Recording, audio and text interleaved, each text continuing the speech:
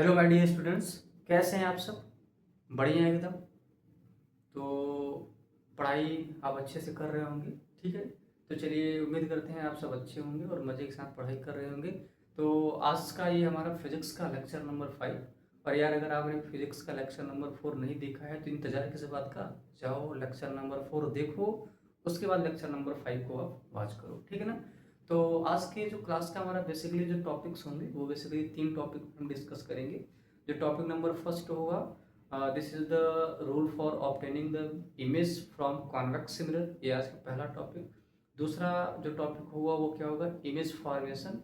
और image formation में हम दोनों मिरर्स की बात करेंगे, कॉन्केव मिरर की भी बात करेंगे और कॉन्वेक्स मिरर की बात करेंगे। आज ये बेसिकली हम यही 3 टॉपिक का डिस्कशन करने वाले हैं। तो चलो यार, कॉपी और पेन आप निकाल लीजिए और प्यारी सी हेडिंग लगाइए। आज का heading number first, rule rule to obtain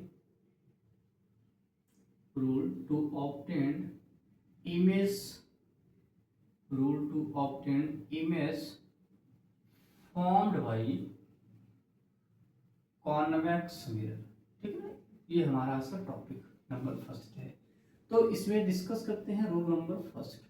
मैंने आपको कॉन्केव मिरर में बताया था कि यार रूल नंबर फर्स्ट क्या है, कि कॉन्केव मिरर में अगर कोई भी लाइट रेस प्रिंसिपल एक्सिस के पैरेलल है तो वो कहाँ से होकर चली जाती थी, फोकस से होकर चली जाती थी। अब इसमें क्या होगा कि कॉन्वेक्स मिरर में अगर कोई भी लाइट रे प्रिंसिपल एक्सिस के पैरेलल है तो जाएगी तो फोकस ही, लेकिन यहाँ पे जाती हुई दिखती है। डेट इज यहाँ पे एपियर से वर्ड लग जाता है कि वो आपको जाती हुई दिखेगी, यानी डाइवर्ज होती हुई ये दिखेगी कहाँ पे, फोकस पे, ठीक। तो पहला रूल क्या होगा, if a light ray if a light ray parallel to principal axis of, if a light ray parallel to the principal axis of convex mirror, if a light ray parallel to the principal axis of convex mirror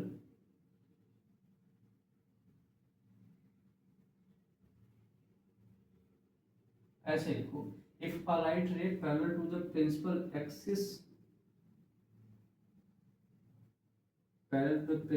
axis falling on convex mirror after reflection it diverges at a single point on principal axis। ये पहला रहा है, यानी अगर ये आपने बनाया है कॉन्वेक्स मिरर, इधर से हमने इसको कोटिंग कर दी है, तो जो भी लाइट रेज प्रिंसिपल एक्सिस के पैरेलल आएंगी वो सबके सब किधर किधर डाइवर्ज होती है दिखेंगी, फोकस की तरफ डाइवर्ज होती है दिखेंगी। ये रूल नंबर फर्स्ट है। सेकंड रूल क्या है, रूल नंबर टू अगर बात करें तो यार जितनी भी लाइट रेज आप फोकस पे डाइवर्ज कराओगे या फोकस से पास कराओगे तो उस केस में वो कॉन्वेक्स मिरर में रिफ्लेक्शन के बाद प्रिंसिपल एक्सिस के क्या हो जाएंगी, पैरेलल हो जाएंगे। तो दूसरा लॉ क्या है, a ray directed to at a point on principal axis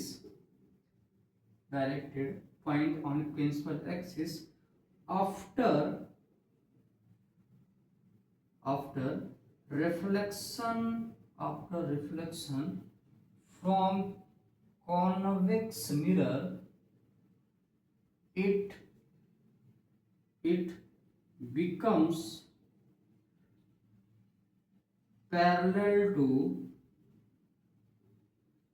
principal axis. वो प्रिंसिपल एक्सिस की क्या हो जाएगी, पैरेलल हो जाएगी। अगर आपको डायग्राम बनाना हो तो जरा ये डायग्राम समझो आप, ठीक ना। जैसे ये डायग्राम देखो, हमने क्या किया कि ये हमारे पास में कॉन्वेक्स मिरर है, इधर से हमने कोटिंग कर दी और ये रहा प्रिंसिपल एक्सिस, ये pole, this is focus, this is centre of curvature. हमने ये फोकस से लाइट रे डायरेक्टेड करा है, तो ये क्या कर देगा इसको, इसके प्रिंसिपल एक्सिस के, ये फोकस से लाइट रे डायरेक्टेड करा, ये कहाँ कर दिया, इसके पैरेलल कर दिया। ठीक, तो ये सेकंड लॉ है, फोकस से पास करा तो प्रिंसिपल एक्सिस के पैरेलल कर दिया। सेकंड लॉस तो हो गया। थर्ड लॉ क्या है यार, थर्ड लॉ मैंने बताया था कि अगर कोई भी लाइट रे सेंटर ऑफ कर्वेचर से पास करे तो वो अपने ही पाथ को रिपीट कर देता है। और अगर आपको ये जानना है कि अपनी पाथ को रिपीट क्यों करता है तो आप प्लीज लेक्चर नंबर 4 देखिए, वहां पे मैंने अच्छे से एक्सप्लेन किया है कि अपनी पाथ को रिपीट क्यों करता है, वहां से आपको समझ में आ जाएगा। ठीक, तो रूल नंबर थर्ड क्या है, थर्ड रूल कि if a ray of light directed at the center of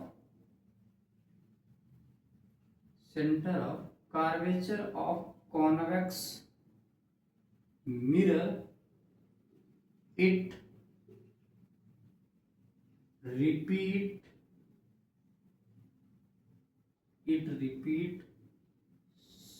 same path, उसी पाथ को क्या कर देती है, रिपीट कर देती है। जैसे ये देखो, ये है कॉन्वेक्स मिरर, ठीक, ये principal axis, focus, centre of curvature, centre of curvature से ये लाइट रे आई, ये देखो इधर से आ रहे हैं और ये थोड़ा सा डॉट से बना दें, ये लाइट रे इधर से जा रहे हैं और ये इसी पाथ को क्या कर देगी, रिपीट कर देगी। ठीक है ना, ये रूल नंबर थर्ड होगा।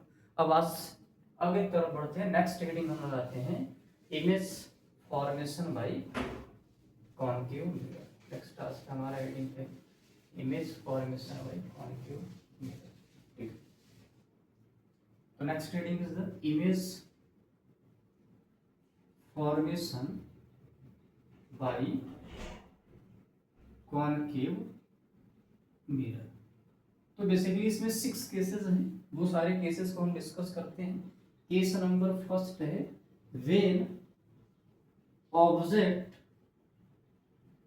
प्लेस्ड एट इंफिनिटी, ऑब्जेक्ट को कहां पे रख दिया, इंफिनिटी पे। तो मान लो ये है कॉन्केव मिरर, ये कॉन्केव मिरर है, ये है principal axis, pole, focus and centre of curvature. Object जो है वो बहुत डिस्टेंस पे है, बहुत डिस्टेंस का मतलब है फ्रंट ऑफ मिरर पे इतनी डिस्टेंस पे आप इमेजिन नहीं कर सकते। तो दिमाग क्या लगाएंगे कि यार इमेजिन अगर सॉरी वो ऑब्जेक्ट अगर इन्फिनिटी पे है तो हमारे यार डिस्टेंस से बहुत दूरी पे है, तो वो ऑब्जेक्ट किसी तरह ट्रीट करेगा, पॉइंट की तरह ट्रीट करेगा। ठीक है ना, और अगर इन्फिनिटी से जितनी भी लाइट रेज आती हैं वो प्रिंसिपल एक्सिस की पैरेलल होती हैं, और रूल ये बोलता है अगर लाइट रे प्रिंसिपल एक्सिस की पैरेलल है तो कहाँ से पास कर जाएगी, फोकस से पास कर जाएगी। तो ऑब्जेक्ट इंफिनिटी पे है, जितनी भी पैरेलल ले जाएंगी वो सबके सब किधर की तरफ पास कर जाएंगी, फोकस से। जितनी भी लाइट रेज आई वो सबके सब कहाँ से पास कर जाएंगी, फोकस से पास कर जाएंगी। कहाँ से पास कर जाएंगी, फोकस से पास कर जाएंगी। तो इस केस में सारी लाइट रेज फोकस पे आई तो जो इमेज बनी वो कहाँ बनी, फोकस पे बनी। तो अब यहां से हम डिस्कस करेंगे nature of image, nature of image. तो पहले बात करेंगे नेचर ऑफ इमेज की बात करेंगे। दूसरा है पोजीशन ऑफ इमेज,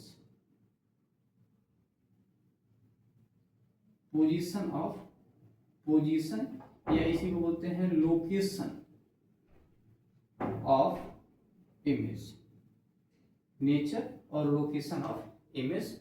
और लोकेशन ऑफ इमेज तो सबसे पहले हम बात करते हैं कि आप ये बताओ कि ये ऑब्जेक्ट बना कहाँ, हाँ ऑब्जेक्ट बना कहाँ, तो सॉरी ऑब्जेक्ट ये इमेज बना कहाँ, तो ये इमेज कहाँ पे बन रहा है, सारी लाइट रेज फोकस कट कर रही हैं, तो पोजीशन तो जो इमेज की होगी वो कहाँ पे होगी, एट द फोकस पे। तो पहली बात करें पोजीशन, तो पोजीशन कहाँ पे हुई, एट फोकस, ये पहली बात होगी। दूसरी चीज पॉइंट नंबर 2, ये जो इमेज है क्या यहाँ पे लाइट रेज आपको एक्चुअली कट करते हुए दिख रही हैं, तो आप अगर देखो तो क्लियरली दिख रही है कि सारी सारी लाइट रेज क्या कर रही हैं, एक पॉइंट पे कट कर रही हैं। तो जब लाइट रेज एक्चुअली कट करती हैं तो कौन सा इमेज बनता है, रियल इमेज बनता है। कौन सा इमेज बनता है, रियल इमेज बनता है। तो इस केस में जो नेचर ऑफ इमेज होगा, नेचर ऑफ इमेज, तो वो क्या होगा नेचर ऑफ इमेज। तो नेचर ऑफ इमेज जो है वो कैसा होगा, सारी की सारी लाइट रेज एक्चुअली कट कर रही हैं तो रियल होगा, और रियल इमेज क्या होता है, इनवर्टेड होता है। तो यानी ये क्या होगा nature of image, real and inverted. समझ में आई बात ना, रियल एंड क्या हो जाएगा, इनवर्टेड हो जाएगा। क्लियर है।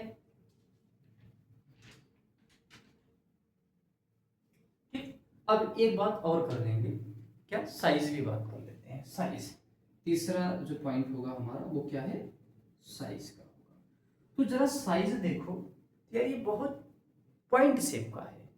तो जब पॉइंट शेप का होता है तो उसके लिए आप वर्ड यूज कर सकते हो वेरी स्मॉल, और फिजिक्स के लैंग्वेज में उसको बोलते हैं हाईली डिमिनिस्ड। क्या बोलते हैं उसको, हाईली डिमिनिस्ड। तो ये क्या बनेगा, हाईली डिमिनिस्ड। समझ में आई बात। ये रहा केस नंबर फर्स्ट। नेक्स्ट बढ़ते हैं केस नंबर 2 की तरफ।